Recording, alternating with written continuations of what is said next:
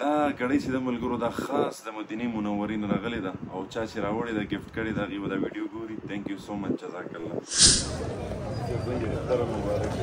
عبادتونه قبول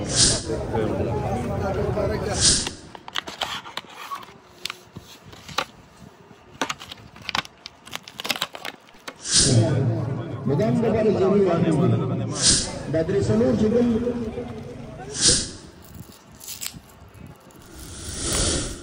د لوی اختر ورځ شروعات مو الحمدلله د مونځ سره او ورسره د غسل بیا د کپړو چې سنت طریقه هم ده او په دې باندې مې یو شارټ ویلاګ جوړ کړو چې تاسو سره شریک کم.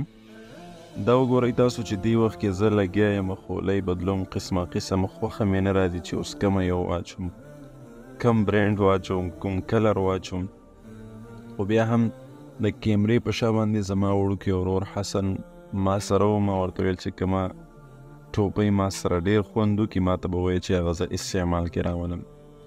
نو یو کلر بل کلر اخره کې په دغه کلر باندې م اکتفا وکړه، خو په دې هم بیا ونه شوه. لاست کې م بیا بدله کړې ده، تاسو پوره ویلاګ کې کتلی شئ. هغې نه پس د ساعت نمبر راغی، ساعت راغلی و، ډېر وخت نه ما سره و چې دا د مدینې منورې نه ګفټ شوی و. نو هغه هم نن موقع میلاو شو چې هغه هم استعمال کړو د اختر په دې موقع باندې. نو د تاسو کتلی شئ د ملګرو دا خاص د مدینې منورې نه راغلې ده او چا چې راوړې ده ګفټ کړې ده هغې به دا ویډیو ګوري. تھینک یو سو مچ، جزاک الله. ورپسې رومال چې زما ډېر فیورټ دی، خولۍ رومال چې ښه نه ښه برینډ وي او ښه نه ښه، او ورپسې دریم خوشبو، ښایسته خوشبو پرفیوم زما ډېر زیات خوښیږي.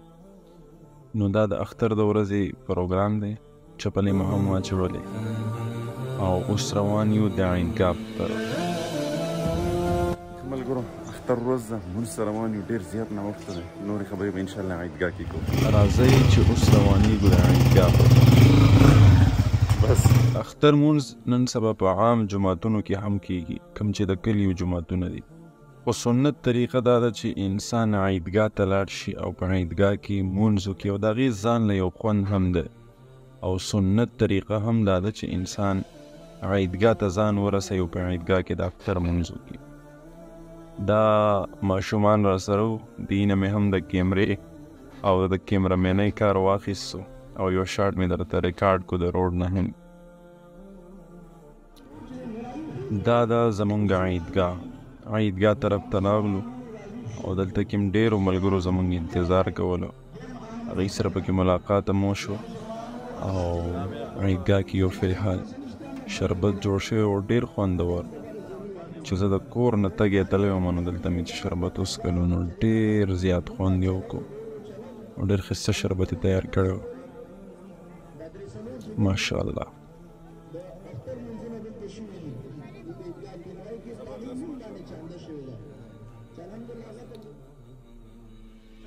دا زمونږ د عیدګاه منظر دی، تاسو کتلی شئ چې ډېر خوندور د څو کلو خلک چې دی دلته راجمع کیږي او د تیرو څو کلونو نه دلته کې په یو ځای د وړوکي اختر د غټ اختر مونځ کوي چې ډېر خوندور ماحول او په ښایسته انداز کې دلته کې دا خلک راجمع کیږي او مونځونه کوي. دې وجې نه زه اکثر ملګرو ته وایم چې تاسو د علاقې په مسجد کې د اختر مونځ مه کوئ، عیدګاه ته ځان رسوئ. نو د دې خپل برکات دي، خپل خوندونه دي. کله نه چې دلته کې د اختر مونځ شروع شوی دی نو ما نه دی مس کړی، زه خامخا ځان رسوم او په دې عیدګاه کې د اختر مونځ کوم. اگر چې مونږ نه لرې هم ده خو بیا هم په قدمونو باندې نیکۍ دي، تاسو معلومه ده. بس اوس هم ځان ته ځای برابر کړو. خو عیدګاه ته چې راځئ جانماز خپل نه هېروئ، که بغیر جانماز نه راغلی نو بیا به په شګو کې ناست یې.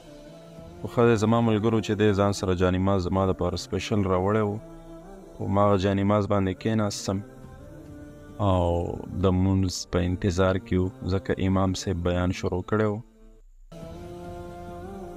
اکثر ډېر زبردست و، سهار و، ایله نور راختلی و. خیر ګرمي بیا هم وه، خوله د بدن نه تله، خو ډېره زیاته نه وه. دا ګورئ څومره خوندور ماحول دی چې دا ټول خلک را یو ځای او بیا د ټولو نه زیات د خوند خبره دا چې د مشرانو سره ملاویږي غاړه په غاړه باندې د اختر مبارکي کې، او د دې خپل یو خوند دی. او هر سړی محسوسولی شي خو چې کله داسې ماحول ته راشي نو دې وجې نه زه وایم چې کوشش کوئ عیدګاه طرف ته ځئ جمع منځونه کوئ چې یو بل سره ستاسو ملاقات کېږي د یو بل د حال احوال نه ځان خبروئ دلته کې ډېر شی مشرانو چې د هغې طرف ته مونږ لاړو د هغې سره میلاو شو او دې مشر خو ما ته ویلې چې ښاري صاحب ویډیوګانې ډېرې کمې راځي نو ما ورته ویل چې اوس هم ویډیو ریکارډ کېږي او تاسو به هم په ویډیو کې راشئ ډېر زیات خوشحاله شو